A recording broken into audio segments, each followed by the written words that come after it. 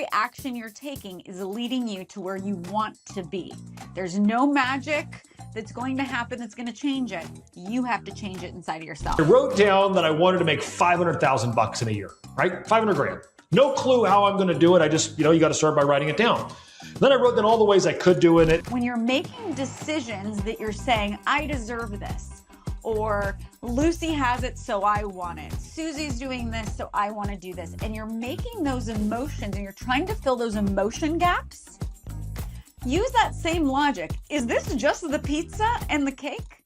All right, we're live with the Be Wealthy podcast. I am joined by my one and only co-host, co-pilot, business partner, advisor, friend, thought partner, Caitlin Mitchell. Caitlin, I don't need to tell you welcome, but I am so glad that you are here. I am glad to be here as well. I think co-pilot's a great term, but I'm a terrible driver, so not quite sure what me in a plane would be like. I think co-host You are an awful driver. I mean, I don't know other way to say it. You're absolutely terrible at it. It's terrifying. Actually, you've learned that even if you're driving your car, you're like, do you want to drive? I'm like, yes, I would much prefer to drive your car. I would do it because I like to drive outcomes in life and I like to drive cars. But today, Caitlin, we are talking all about driving outcomes, but driving it with their spending. So the last episode, if you haven't watched it, number one, stop everything you're doing. Stop. Follow our show. You don't want to miss an episode. We are going to show you the tactics and strategies to actually get what you want out of your life. And do us a favor, if you get value from this, please leave us a review. Your review is the fuel that keeps this fire going. But today, last episode, Caitlin, was what does it take to actually be rich? As we're filming this right now in America, what does rich look like? And we focused on four main areas. We talked about what's the median net income? What does it take to be in the top 10%? What does it take to be in the top 1%? And then what does it take to be in the top 0.01%, which is 1 in 10,000 for our statisticians keeping, all of our math and stat at home. Okay, we went through those four stats for net income, passive income, net worth, and home value. And we really broke it down. And then we inserted some stories around business people and celebrities.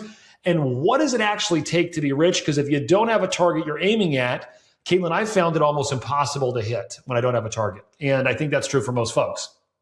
So, Brett, that was the first episode in this 6-part series that you put together that I'm super excited to be a part of. Tell us a little bit about what today's episode is now that we're pivoting out of that and into episode 2. What do we have in store today?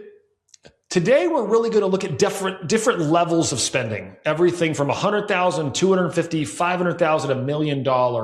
And what we want to see is how do the wealthy spend their money and allocate it? Because again, if we want to be wealthy, now we've studied the categories and kind of our average income and net worth and where do we fall. But really, Caitlin, when you dig into it, spending's a huge part of that. So let's figure out what the wealthy do with their money. What can we learn from that? And then how can we get better with our money? And so, Caitlin, there's a lie we got to start with. There's a lie about spending money. You know what that lie is? It's one of life's greatest lies, and there's only a handful of them. Once I make more money, everything gets easier. Caitlin, have you ever told yourself that? I will tell you as a 19-year-old entrepreneur, I sat down, and I don't know if I've ever told you the story. I sat down and I had this huge goal. I was making about $0, so it's easy to think growth when you're there. And I wrote down that I wanted to make 500,000 bucks in a year, right? 500 grand. No clue how I'm going to do it. I just, you got to start by writing it down. Then I wrote down all the ways I could do it. And I had this notebook and I filed it in a folder, back when paper was a real thing. And I believed in my mind, Caitlin, when I hit $500,000, like I want to set the scene. I thought fireworks shoot off, they release doves, there's a band playing, we're all celebrating. And then somehow the skies part and everything in my life's easy. And now I'm just skiing downhill the rest of my life. Okay. And Caitlin, I'm going to tell you something interesting happened for me is I hit the number, not in the too distant future from that moment. And you know what happened when I did it, Caitlin? Do you know? I'm guessing. Nothing. Absolutely nothing. It was exact same as the day before. And what I realized is that there wasn't earning a certain amount of money wasn't going to change anything for me, right? Your life was going to be largely the same as it was yesterday. Don't get me wrong. When you make $500,000 as opposed to $100,000, the plates spin a little easier. And there's what there is a massive opportunity to get ahead. But in that moment, what I realized, it didn't change, like my happiness wasn't different, right? With the income, my life was easier. But what I started looking at, what was really going to determine where I landed at that moment for me was going to be, because I was young, was going to be, how did I spend the money? How did I think about it? And it's really easy to go start as a 19-year-old who starts growing their income massively to do a lot of goofy stuff and start buying stuff and things and jet skis and stuff you don't need. And so I want to focus on those areas today, but I want to talk about some reading I think everyone should do. Reading's a lost art, Caitlin. We've covered that. It is literally, learning to read a book is one of the last arts that we're losing. But everyone should read. My favorite author right now is Morgan Housel. He wrote 3 really incredible books. 2 are about money. One's kind of about money. He wrote The Psychology of Money. Caitlin, because we're emotional people, we make emotional decisions. We'll drop a link to the show notes on that. But everyone, it should be mandatory reading. I really believe that they should force high schools and colleges to have people read The Psychology of Money by Morgan Housel. His follow-up book is one of my favorite books of all time. It's called Same as Ever. And he just recently came out with a book called The Art of Spending Money. And in that book, he talks about money's a tool, not a scoreboard. And by the way, when I read these books, I don't know that I agree with every single thing he says, but I really do believe that there is an art to spending money. And I think there's a way to do it that makes you feel wealthy. It may not make you look cool, but it'll radically improve your life. So we're going to talk today, Caitlin, about the 4 spending real dollars, 4 different income levels: $100,000, $250,000, $500,000, and $1 million per year. And what I want people to think about is, where does the money actually go? You can spend it many ways.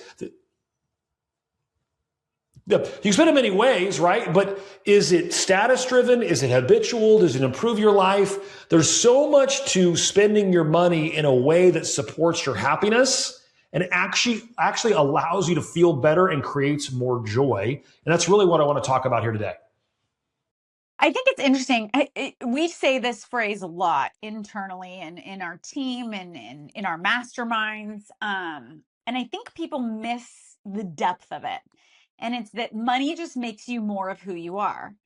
And we look at it, and I think at first blush, you think of it as like, guys, if you were a jerk and you have $10 million, you're still a jerk. You just have $10 million to be more of a jerk or the same amount of jerk. You're just a jerk.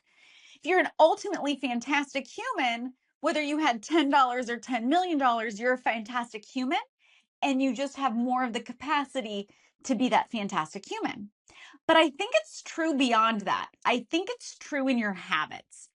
So whether you are worth $100 million today, or you have a net worth of $0 today, the habits and relationship that you have with money and have with spending are just going to be more apparent with the more money you have.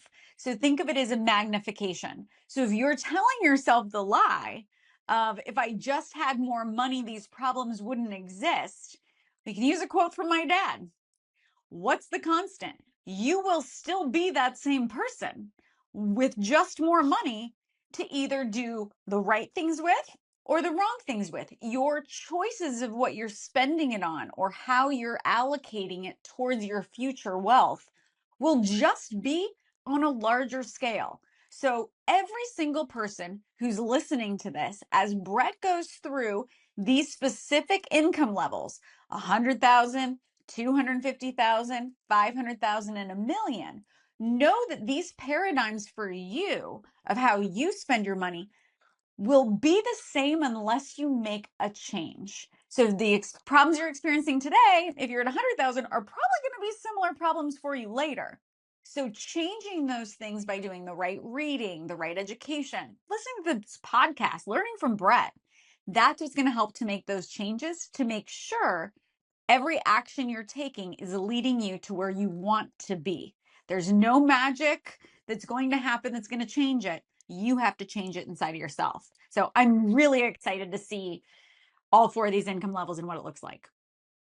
Caitlin, there's a really good song that's almost like a philosophy, and it's Mo Money, More Problems. And I think a lot of people don't realize that money actually, a lot of money or over income actually harms people more than they realize. In other words, Caitlin, if you went from making $100,000 and you made $500,000 a year and you weren't ready for it, didn't have a plan, you could actually really harm yourself. Meaning just go buy a bunch of stuff on payments you can't afford, and you could actually really damage yourself and put yourself in an impossible, and people don't realize that money has got to be managed. It's a tool like anything, and it could be harnessed for good, and it could really harm you, and how you spend it's going to determine what that answer is, right? You could spend it on productive things or non-productive things, and we got to get really clear. So let's start on our first one. $100,000 per year, Caitlin, and we're calling this the tightrope. If you make $100,000 a year, and that's kind of the, if you take the mindset for most folks, right? They think if I get to $100,000 a year, I'm going to be, quote, comfortable. Right? I think that's what most people believe. And I think that was true, Caitlin, up until 2020, in my opinion. And then I think as costs have gone up so dramatically, I don't think 100 today is going to be very, very comfortable. I think it's going to be a rougher ride, depending on where you live in the country, right? That's a broad sweeping statement. But 100 today is not 100 6 years ago. And it's sure not our parents' 100. Okay. I know that it's funny. We think about dollars when people throw it out. They just don't adjust it for inflation, right? When they go back, like when your parents say, man, I made $100,000 in 1975. That's not 100 today, right? That's a radically different number.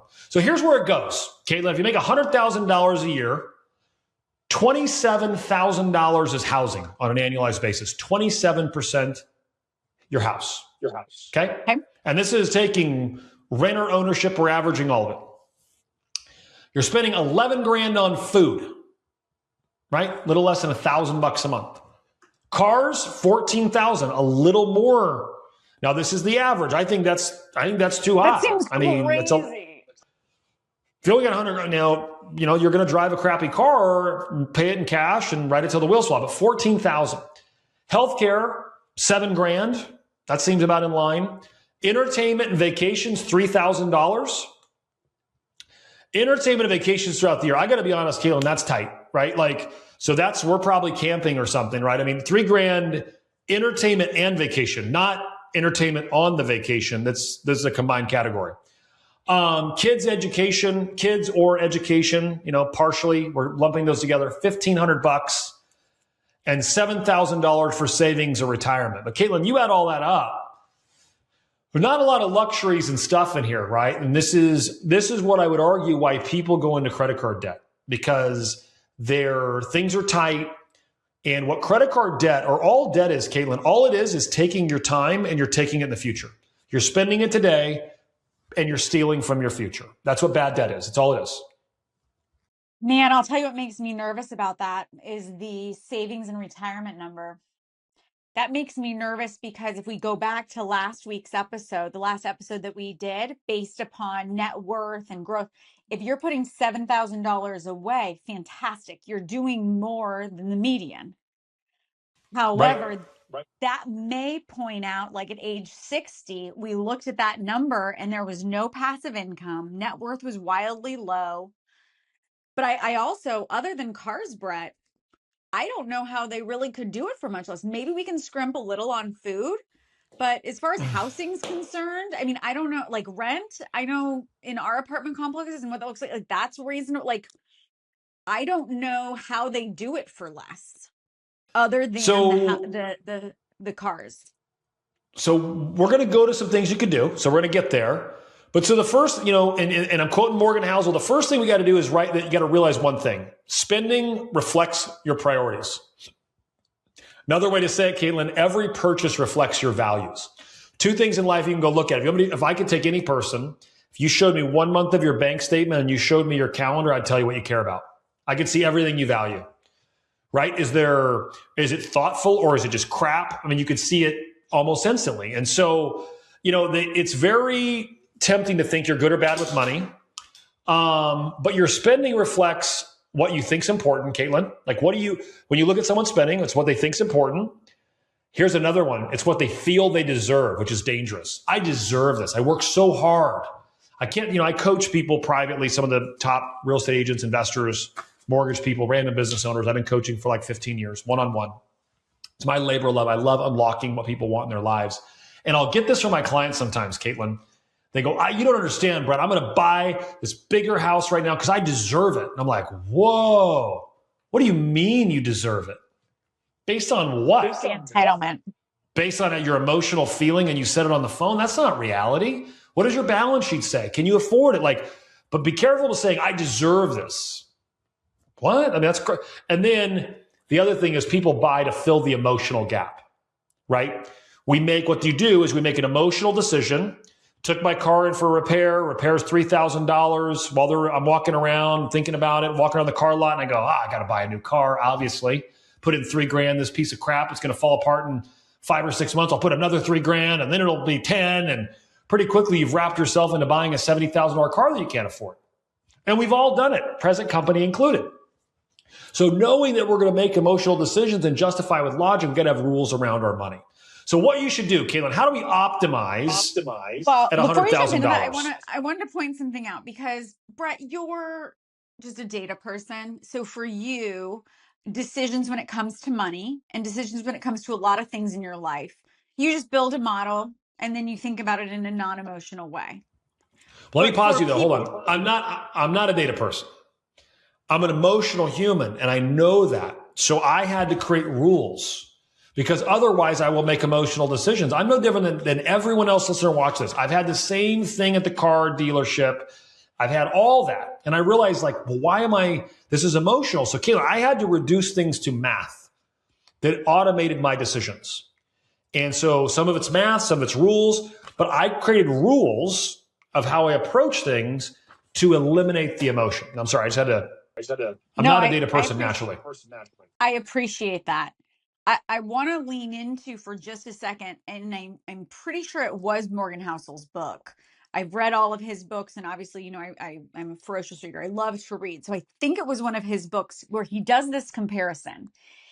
Two things that people are most emotional about or highly emotional about are money, of how we make decisions, and people get weird and funky around money and use a lot of emotion around it. You have a whole mental paradigm of your childhood that's shackled to your, it's on your back. That's, how you're thinking about things. And money for some reason, while it is wildly numerically driven, is a hugely emotional component. The other thing that's super strange that people are super emotional around is food and health, right?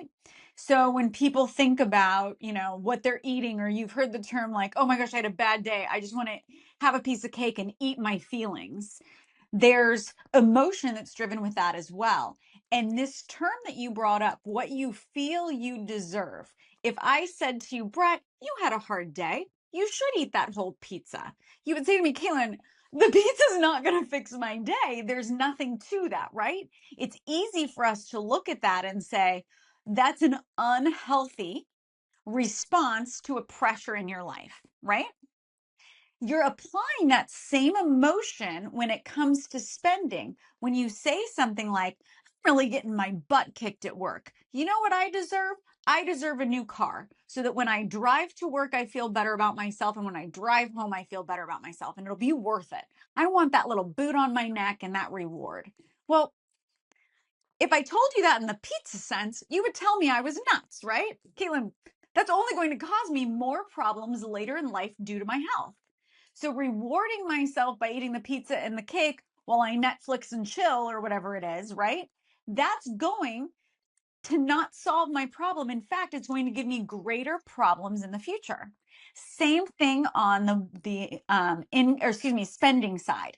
When you're making decisions that you're saying, I deserve this, or Lucy has it, so I want it. Susie's doing this, so I want to do this. And you're making those emotions and you're trying to fill those emotion gaps. Use that same logic. Is this just the pizza and the cake? Am I just giving myself some semblance of emotional reprieve as a reward for something that's going to cost me greatly in the future?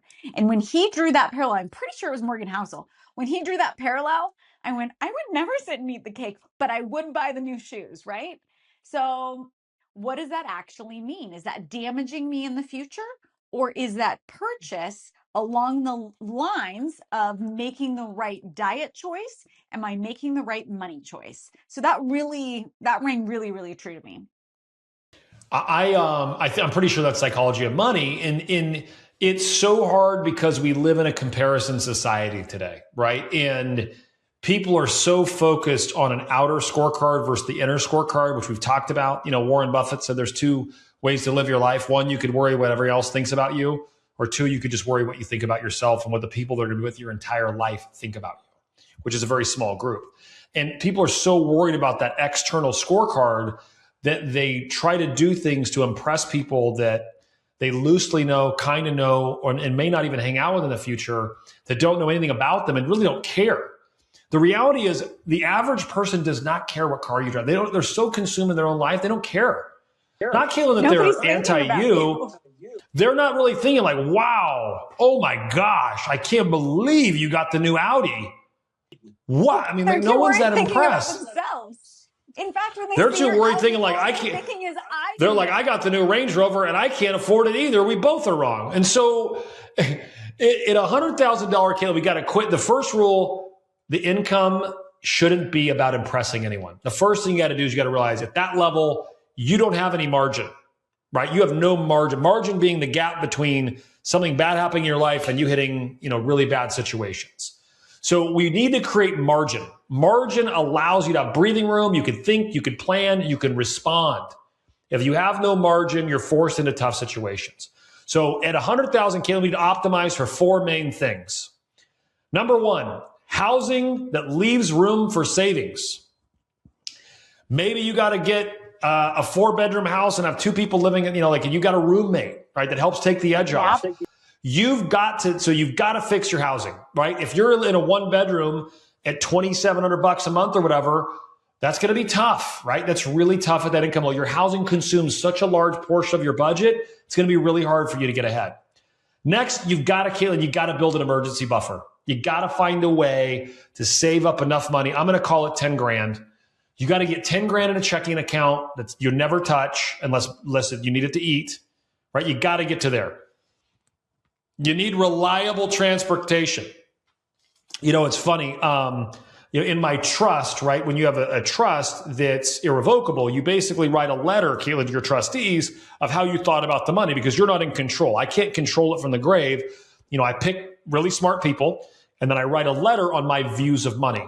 And so if my kids, if I was abducted by aliens tomorrow and never get to come back, and they say he's a goner, the trustees would kick in. And so one of the ways I wrote how I thought about cars, I said, if a 19-year-old came to the trustees and asked for a new car, they should get a car reflective of a 19-year-old, which would be like a late model Honda Accord, right? It's not a brand new Ferrari, right? It should be the lowest possible reliable vehicle. It should not be cool. It should not be a status symbol. It should be a functionable 4 wheels and a steering wheel and reasonably safe to get them to their destination. And so, again, not a status car, reliable transportation. Okay. And next, any money you are spending is what genuinely matters to you, right? I'm not anti-killing your Starbucks thing every day. Now, if you got to have 3 a day, I think that's stupid. Or if you're into whatever you're into, find a way to go after your thing in a way that isn't like destructive, right? 1 Starbucks a day is not your core problem. It's just not, right? You got other issues, but you don't have a lot of margin. So if you're going to do that, it's a big decision at that income level. So the worst decisions, Morgan Housel's book says the worst purchases you ever make, Caitlin, are those made to impress others because no one is as impressed as you imagine and you feel worse afterward. It's true. My comment on it, your money should buy agency, not applause, right? We're not buying applause. You want agency over your life. Okay. At 100 grand, it's tight. I think the biggest takeaway here is the buffer. At this income level, a takeaway, if you're making around 100,000 a year, Rhett's takeaway here of having a buffer, a minimum of $10,000 in order to secure you from a future issue knocking you off the planet, in essence.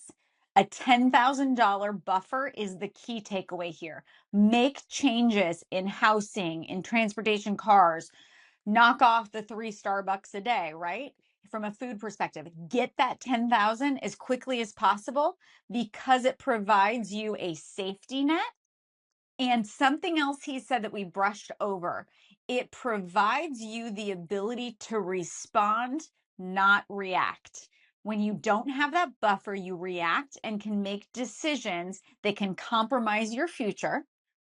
I sound like a grandmother at this point, but it can compromise your future by taking from your future, meaning you had to put it on a crazy credit card or you had to make a knee-jerk reaction to do something and you reacted instead of responding. For a few choices for the next several months, making a few great choices, getting that $10,000 as your buffer can allow you to respond, not react. Now that buffer does get larger as our income grows, but if you're at the 100,000 mark, or your kids are at the 100,000 mark, or you're listening to this and you're a business owner and your team members are at $100,000 mark, the number one thing to do here is to make the changes to get the emergency buffer of $10,000.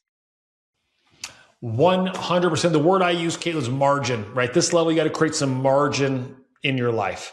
All right, let's move up a click. We're going to $250,000 a year. Caitlin, I'm calling this the illusion of abundance. Because you think 250 is like, it sounds massive. Like, oh yeah, $250,000. But here's the problem. The reason why it's the illusion, it's where your lifestyle creep sneaks in fast, right? At 100, and the reason is this, Caitlin, people were so tight at 100. And they've now got, right, you got 150,000, almost 12 grand a month extra. We're just going to assume it's gross. You get 12 grand a month. You're like, they're all the things that I wanted to have when I was making 100. Caitlin, I want to have the 3 Starbucks a day. I want to drive the brand new BMW. I want to go to Hawaii 4 times. You're like, I'm going to do all that. Spoiler alert, no, you're not. Okay? Not if you want to be ridiculously wealthy. It does not work like that. So let's look at it. Where does the money actually go? Caitlin, on average, $52,000 goes to food. So income went up 150%. 52,000 goes to housing. I'm sorry, you're right. 50,000 goes to housing. So it was 27,000 before. So our income went from 100 to 250. We had a 150% increase, right? In that, we went from. We went up 1.5 times, but our housing, or I'm sorry, 2.5 times. And then our housing doubled. So we're going up. The housing isn't going up in proportion to our income, but it's real damn close is the point I'm trying to make, right? Our income went up dramatically. Our housing went up dramatically. Food doubled. Food went from 11,000 to 22,000. Your transportation went from 14,000 to 30,000. Your healthcare went from 7,000 to 12,000. Your vacations went from 3,000 to 7,500.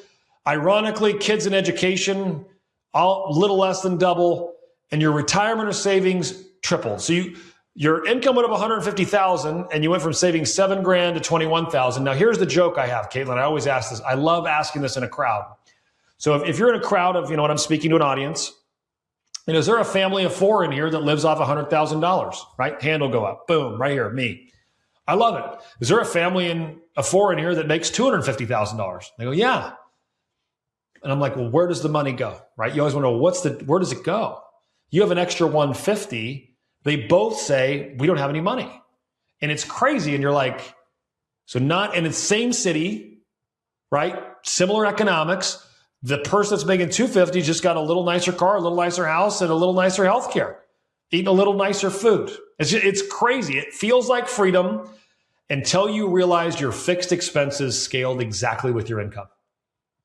I'm going to say that again, Caitlin. You think you got freedom at 250 until you realize your fixed expenses scaled exactly with your income. It's a little better than that, but it's so little it doesn't really matter. And so here's the insight we get from Morgan Housel, and I want to get your thoughts as Kate.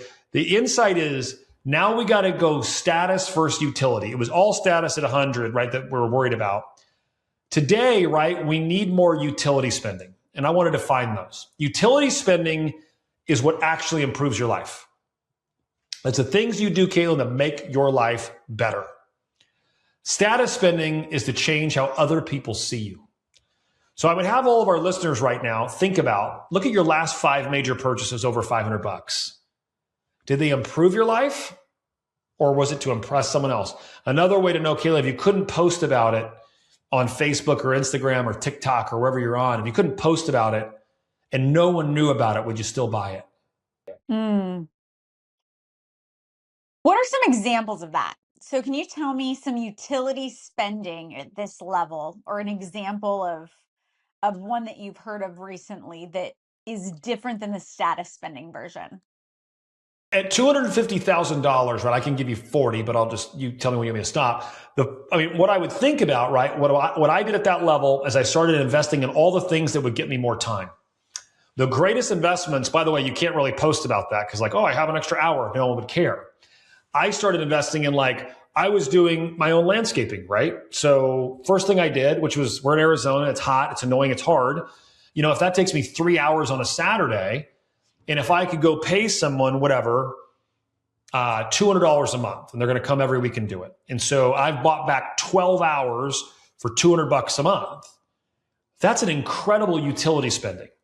In the beginning, what was I doing? I was taking the 12 hours, Kaylin, to go read books, to gain skills, to grow my income, or to spend the hours to generate more income, right? That's an example. So for me, I think the easiest way to think about utility, how can you invest small dollars to radically improve your life and save you time? A housekeeper could be one of them. A pool person, right? I think those are really great utility items that pay you a dividend in the future, right? That would be how I would think about it. As opposed to the latest handbag, the latest, stuff and things, right? So at 250,000, people accidentally shift. They make the shift though into status. They buy homes because, Caitlin, they're successful. Well, I'm making 250 now. I can't live in the same neighborhood as I was in before, right? They say things like that. Cars, right? I got to have the BMW because it's what my boss drives. I got to look cool. And then they go on vacation. And I think vacation would be the perfect one to set the scene, and you see it all the time. I spend a lot of time on vacation these days because I spent the first 15 years of my life hardly going on one. And because I was getting my money right. But Caitlin, I'll be at the beach. This just happened. I was in Kauai for Christmas and New Year's. And you're there at the beach, and there's a group next to you who is spending what I'm going to call an hour and a half doing a photo shoot, right? Different angles, the sun and the light, and they're doing the light. And it's all to be posted. It's all to be posted online. And I'm like, God, I wonder if the people online know that they're not actually living at the beach right now. They're just trying to be online. Like they're actually stealing the moment because they're so obsessed with that. And it's just to brag. Like you'll see the people, they literally never hardly put, then they go on a vacation and it's 17 stories a day and 300 posts. And you're like, man, what if you just experienced the moment? Like what would that look like? And so I think that's a good analogy to go back to all the other ways they do the spending.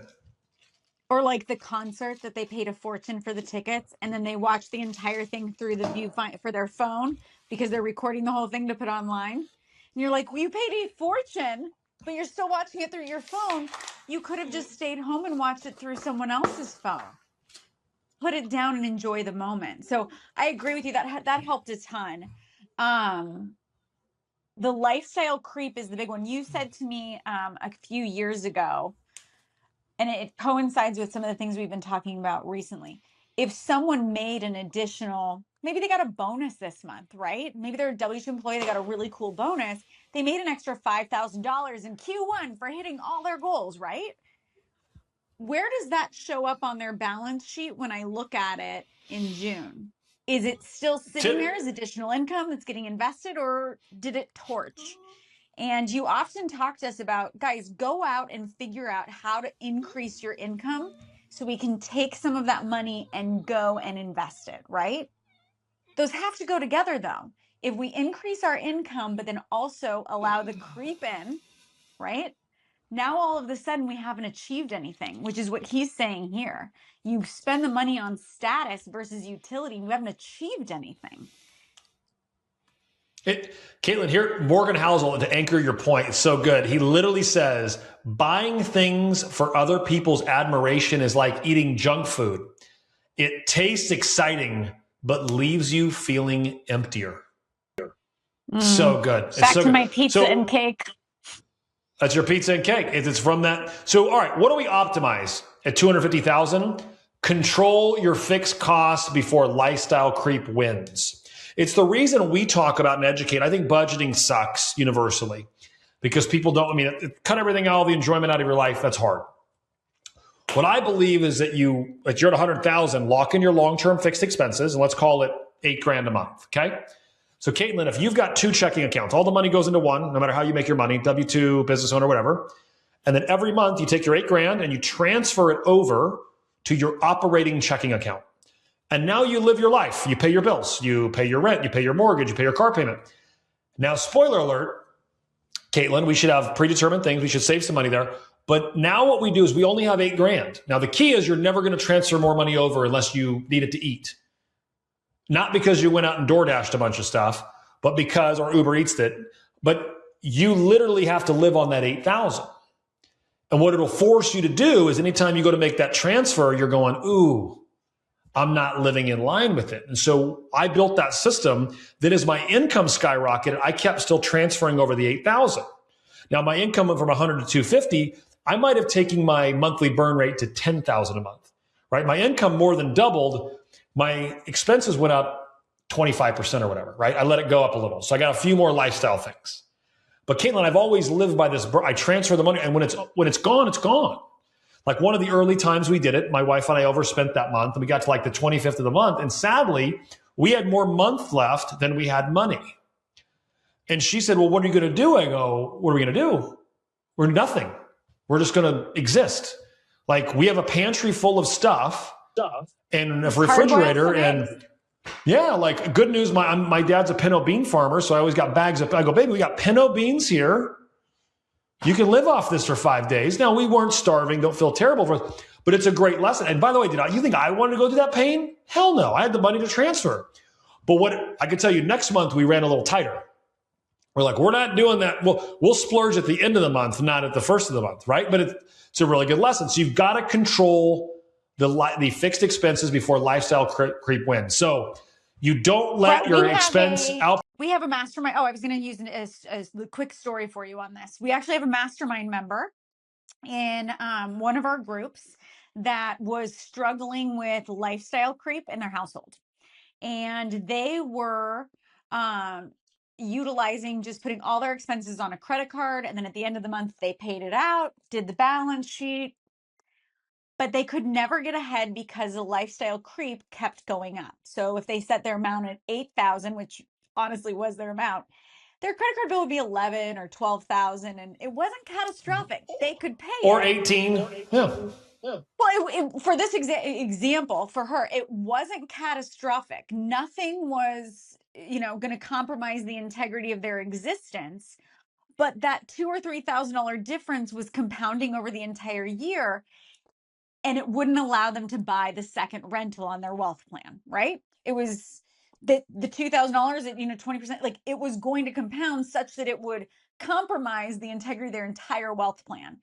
So what she decided to do based upon your mastermind, I think it was 3 sessions ago, you said, it was when we read The Slight Edge, and you said, what is the one thing you can do every day to control what your goal is, right? What is the one micro thing that you can do? And so what she did was she said, I'm going to log in to look at the credit card bill every single month. And or every single day, excuse me. And I'm going to text the number to my husband.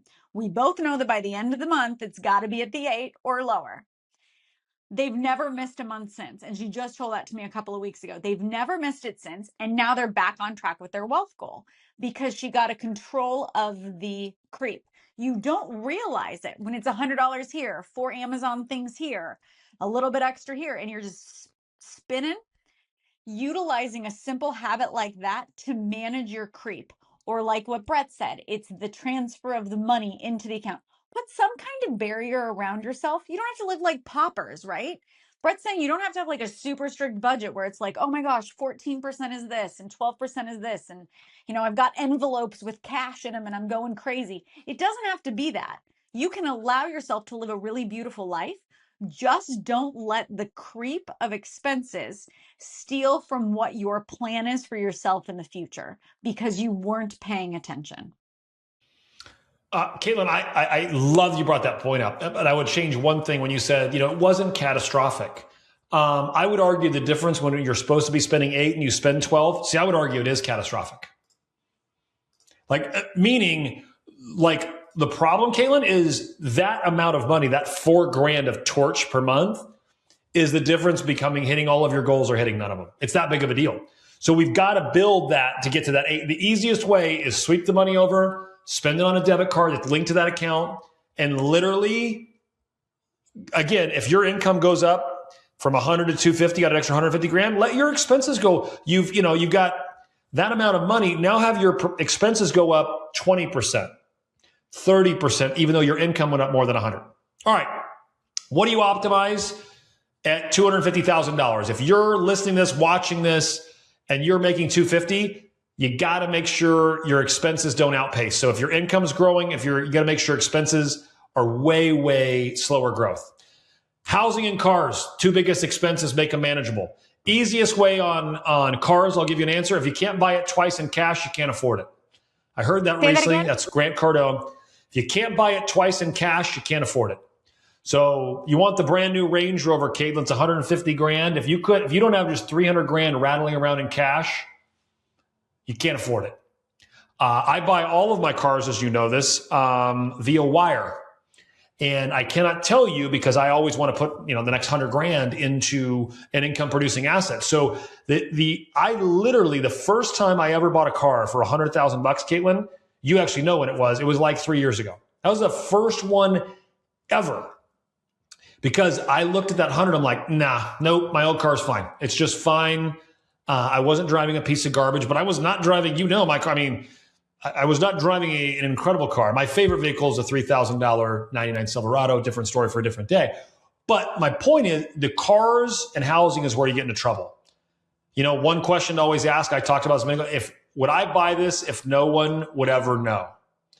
The best spending decisions at this level, the best ones, reduce future regret, increase real satisfaction, and you buy something you'll feel glad about later, not just today. Let me tell you what doesn't cost a lot of money. The plane ticket home to see your parents. The flight to go stay with your best friend and spend a weekend with them doesn't cost that much money, right? And you will absolutely reduce future regret in that. Spending it on stuff and things and crap doesn't get there. All right, Caitlin, let's level up the game. We're going to go to 500 grand. Cool. 500,000 a year. This is what we're calling the inflection point, right? It was super tight. The tightrope is the 100,000. We go to the illusion of abundance. Now we're at the inflection point at 500 grand, which at our last mastermind, I was like, look, most people in there are earning way over that. But if you're not making 500, you got to get there. If you're a business owner, you got to get there. Here's where choice becomes strategic. So Caitlin, your housing though, at 250, your housing was 52,000. And at 500,000, it only goes up to 70,000 a year. So doubled the income. Housing only went up, what is that? A little over 30%.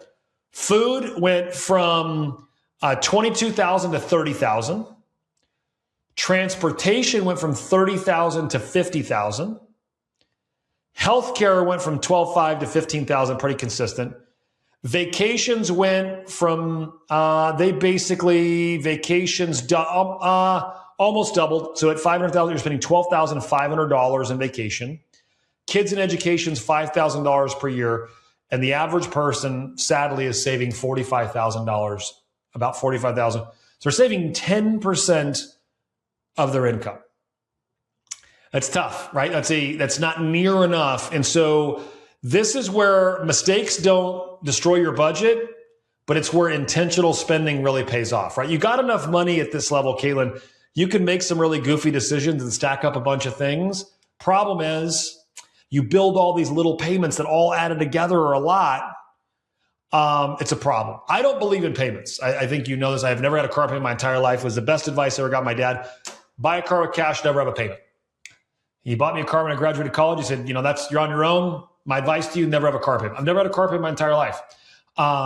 Most people, they stack up. I got a $400 and another, today there's they had $1,000 a month in car payment over the course of their entire lives. Crazy, right? So money should buy freedom, Caitlin. It shouldn't cause you anxiety. I see people out there that are so anxious about their money. It's because they're torching it. So the highest return money ever pays is independence and control over your time. At 500,000, you should be outsourcing tasks you hate. You should be buying back your time, choosing the work that energizes you instead of just paying your bills. It's a magnified version of the same principle we talked about at 100 and 250,000, but now the art of spending becomes unmistakable. Caitlin, you got the income you need to be ridiculously wealthy, and you're going to have at 500,000, you got to make a choice. Do I want to live a really incredible lifestyle right now and work forever with no plan? Or do I want to put away some money and in 10 years, I'm going to live a lifestyle that no one can possibly even understand? And that's the fundamental choice I think you're making at that level. Yeah. So what do we do? So let's say we're making the 500,000. What action do we take? The ideas make sense, right? Money should buy you freedom, not anxiety. You should buy things that are going to give you control of your time, was a lot of what you talked about.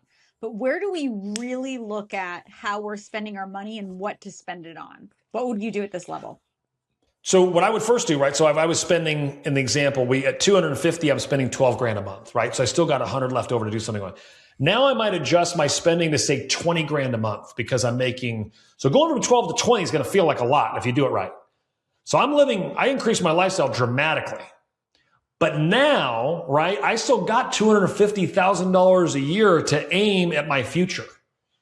So in terms of investing, I would do that. In terms of spending money, I would invest in experiences. I always say the best investment you'll ever make with your money once you've saved and got your money right is the great experiences with people you love, right? I have yet to meet a person that will argue with that.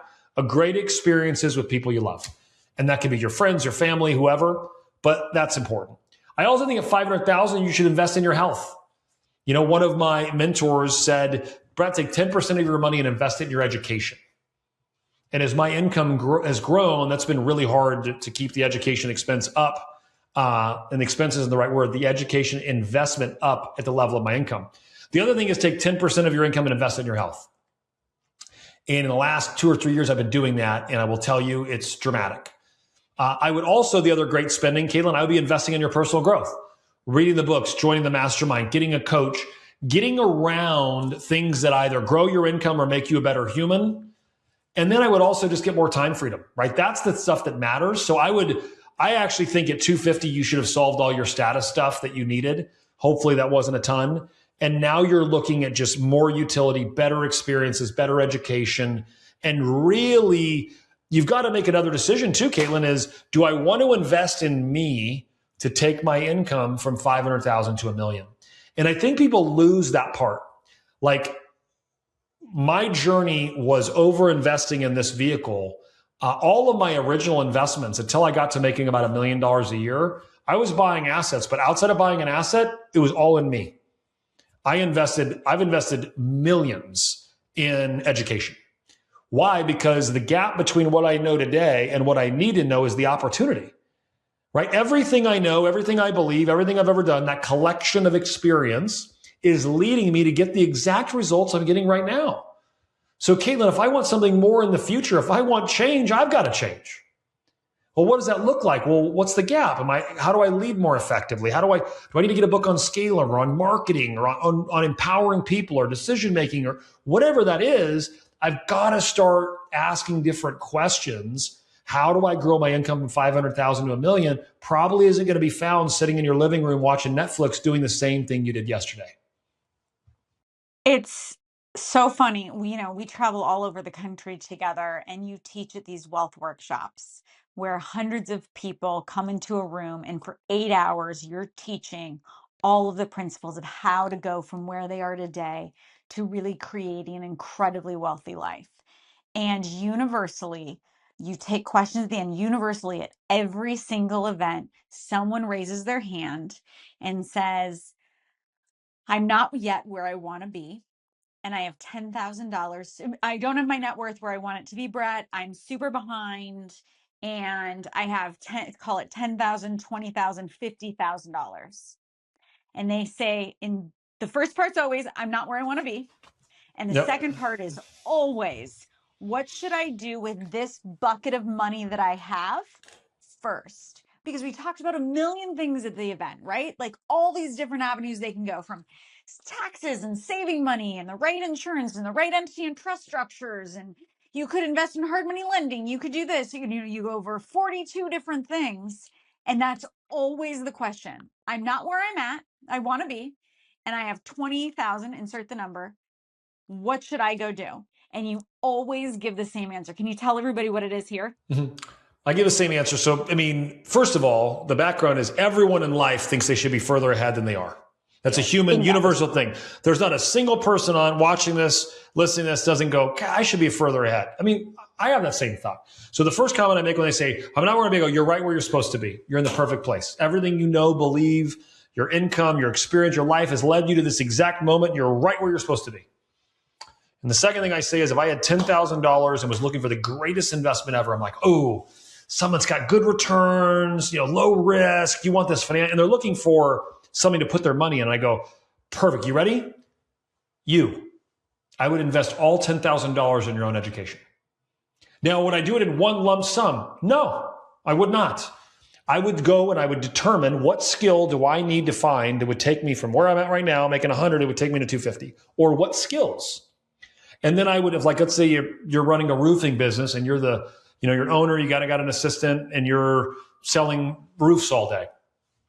I would invest in sales training. I would read every book on sales. Then I would read the ones on roofs. Then I would join a sales training thing, and I would buy some product around $300 or $400. Then I would, if that person was awesome, I would go jump into there. And there's so many good training. You go on YouTube, I mean, you can get endless. I would invest the time, effort, and money, that $10,000, in myself. And over time, I hopefully would see, well, my income went from 100 to 130, and I invested $3,000 because I learned this new script or sales process or methodology. And so that's what people are missing, right? They want to go find out what their neighbor did buying some crap coin in crypto, which, what a ride for the Bitcoin bulls, huh? You don't hear a lot from them these days. But like, they invest in stuff because their neighbor did it and they have no idea, right? Like, and I'm not anti-crypto. I just don't know anything about it. And look, they may be bajillionaires. I can tell you, I have a buddy whose entire net worth is tied up in crypto, and he's had the worst month of his life, right? Like right now, he calls me, goes, what are you doing? I go, I don't own any of it. So I don't really care if it goes to $1 billion or zero, irrelevant. I own durable things that last, right? Like if Starbucks goes out of business, damn, that's a tough day for me because I own the building that Starbucks is within, right? If AT&T quits doing cell phone, that sucks if they go out of business. I just think cell phones are a real thing, Caitlin. That's a kind of, investing wizardry I bring to the table. I think cell phones are going to make a run at it. Starbucks goes out of business and you own that building. They lease it from you. The worst case scenario is we got to go get coffee, bean, and tea, or whatever it's called, and we got to get a tenant again.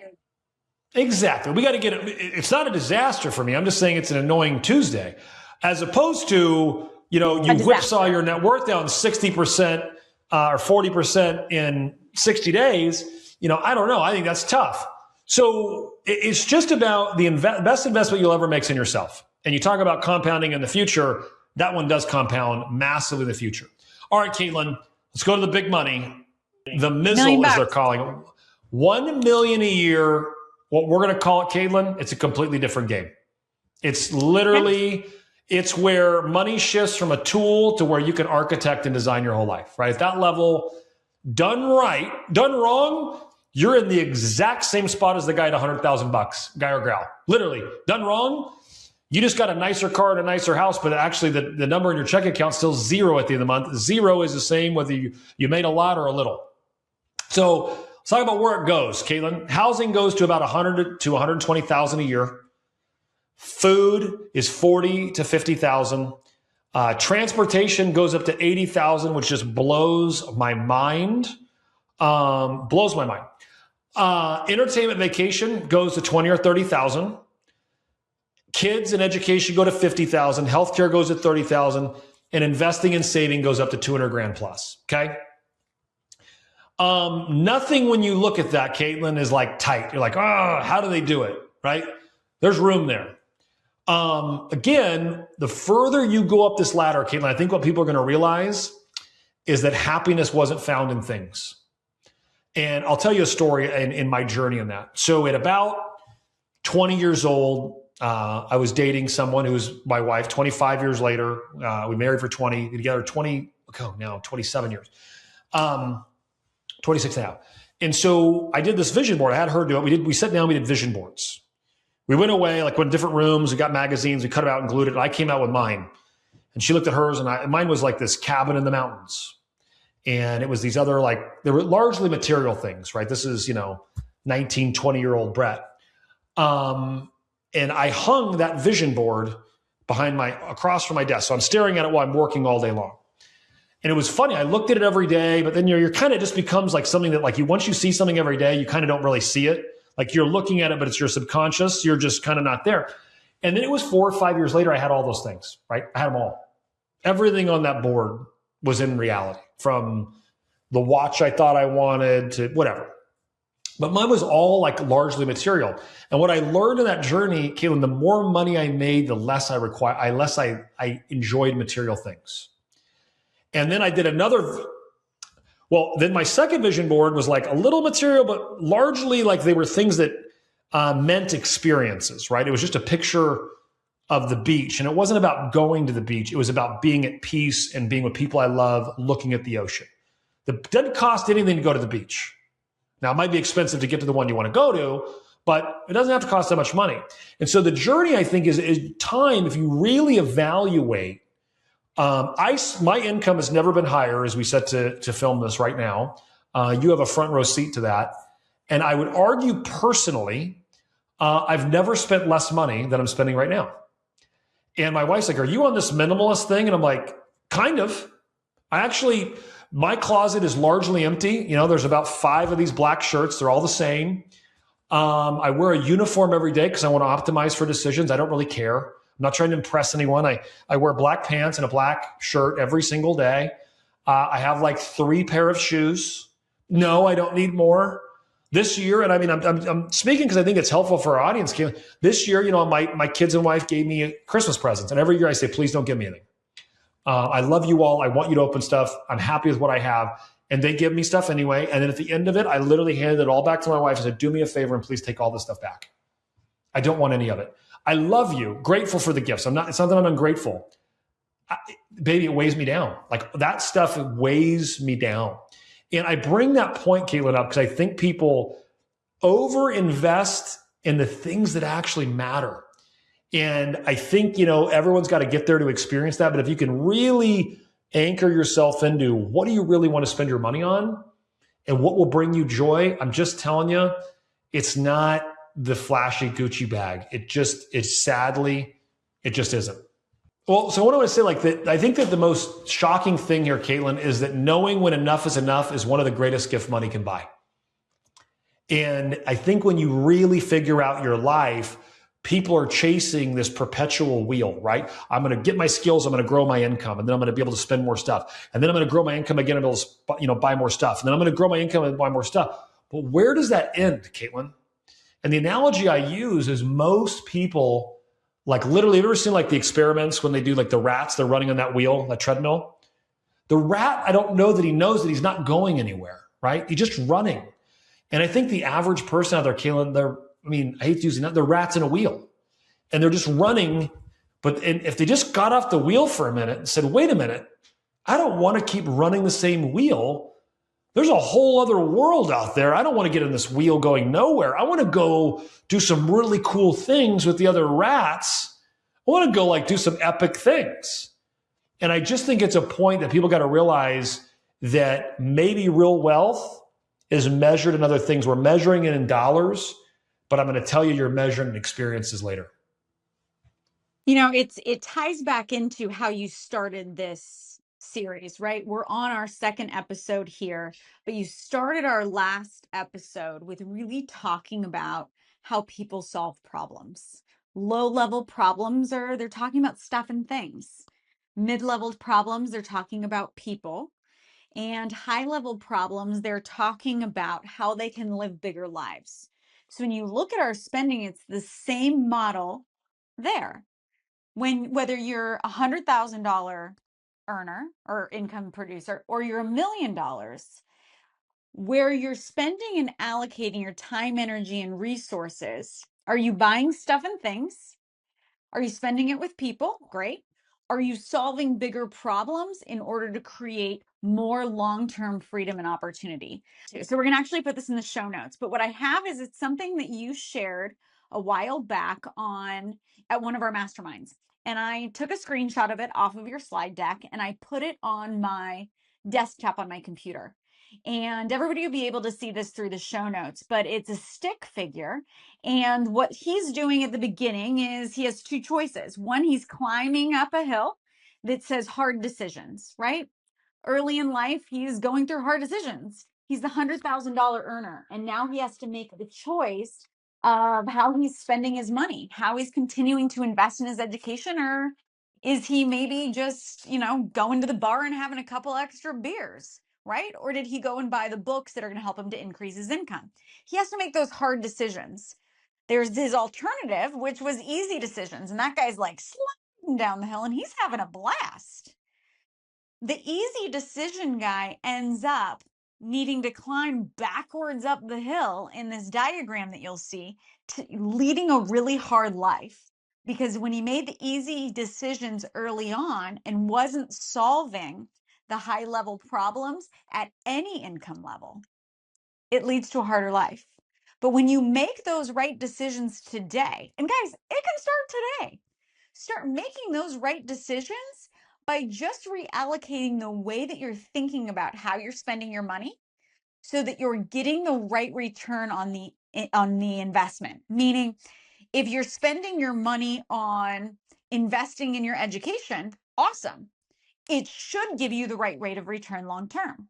If you're spending your money going on a beautiful weekend with your wife and it's something you can afford and you're, like Brett talks about with Taylor, and they're having this incredible experience and investing in their time together on the beach, making it the most impactful, not taking a bunch of selfies to try to show everybody else how awesome they are, but really investing their time in each other.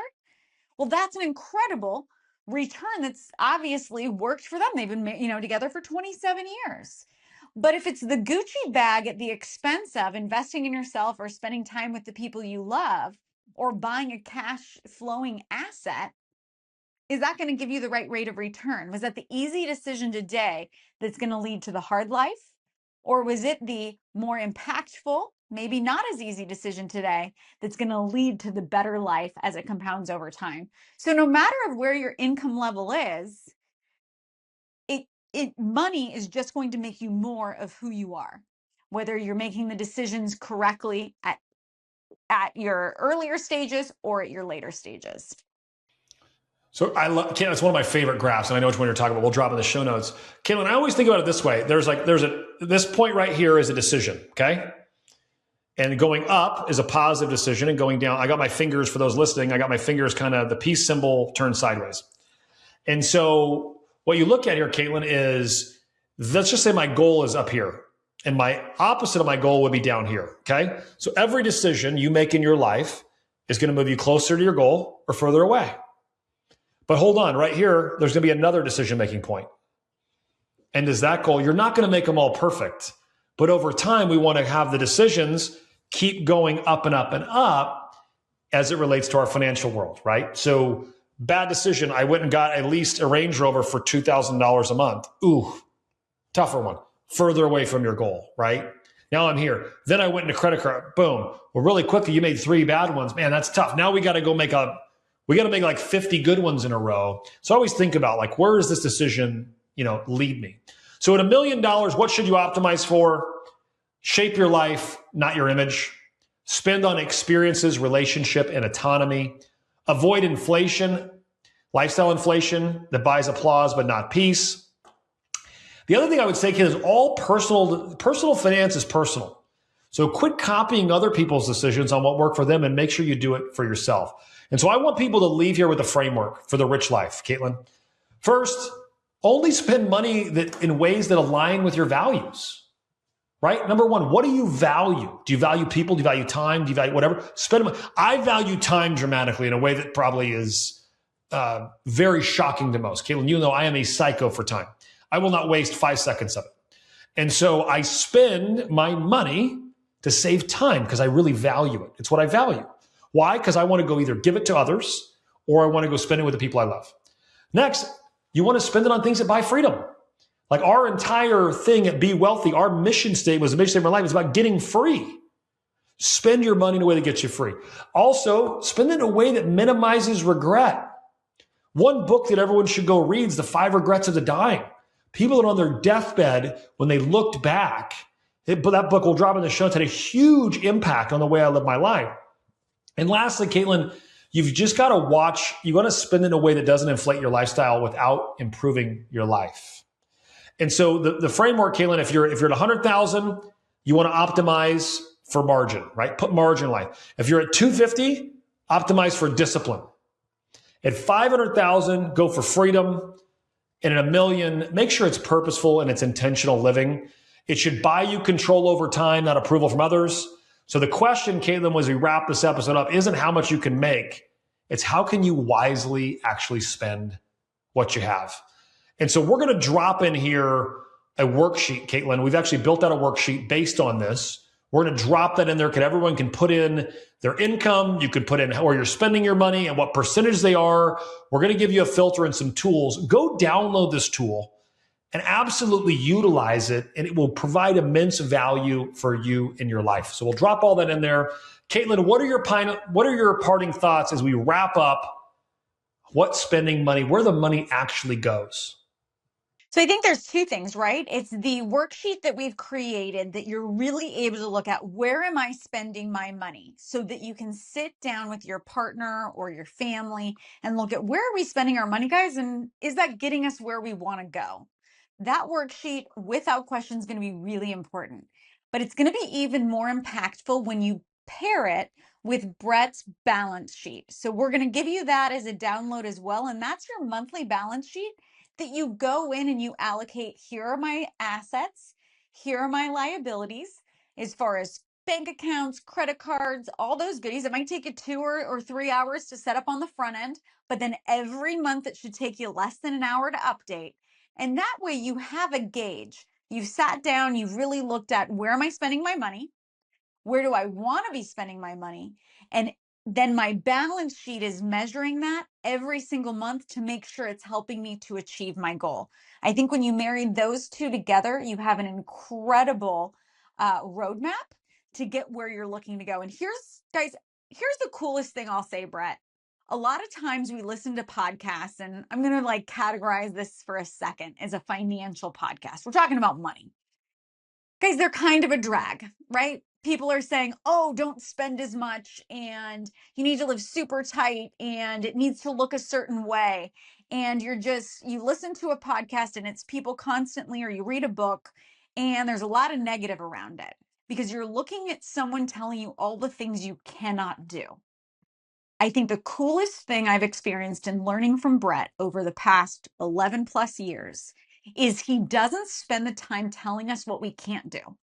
Instead, what he does is he says, by making certain decisions today, no one in the future can tell you what you can't do. You can do absolutely anything you want to because of the freedom. So think of him as a financial guidance voice or an advisor who's telling you the choices you make today can ensure you can do anything in the world in the future. It's all coming from opportunity. And look at your financials that same way as well. Making a choice to not spend your money on the Ferrari is not telling you you can't afford the Ferrari. Brett often tells us you can have everything you want. You just can't have it all today. So all we're trying to do, all he's sharing with us in these worksheets and these spreadsheets and all these hours he's investing into spending time with us, it's so that we can make the right choices today to live the biggest life possible. It's not that he's telling us we can't buy something. In fact, he's saying you can buy all the things, all of them. You can have all of the freedom. But let's just make some really good decisions today that are going to ensure that we don't compromise the integrity of that freedom in the future. And I think that's the coolest. Caitlin, that was very incredible. And that's what we want for everyone, right? I want everyone to figure out what they want, and I want people to go get it. And for people, it's going to be radically different numbers and different places. So I want to wrap with this. There's the 3-part decision making, Caitlin, on any expense, okay? That I want our people to leave with. When they make expenses in the next week, number 1, would you buy the thing you're going to buy if no one knew about it? First question, yes or no, okay? Would you buy it if no one knew? Second question, does it reduce future regret? Yes or no? And does this buy time, peace, or control? If the answer to those 3 things are no, I would just encourage you to reconsider that purchase. Just reconsider it, right? 3 things. If no one knew, does it reduce the regret? Does it buy time, peace, or control? If it doesn't hit those, don't do it. Guys, we gave you, download the worksheet. Make sure you get it, fill it out. It will add value to you. As always, that's Caitlin Mitchell. I'm Brett Tanner. This is the Be Wealthy Podcast. And we will see you here next week where we carry on this series about how to think about money. We'll see you all here next week. Bye, guys.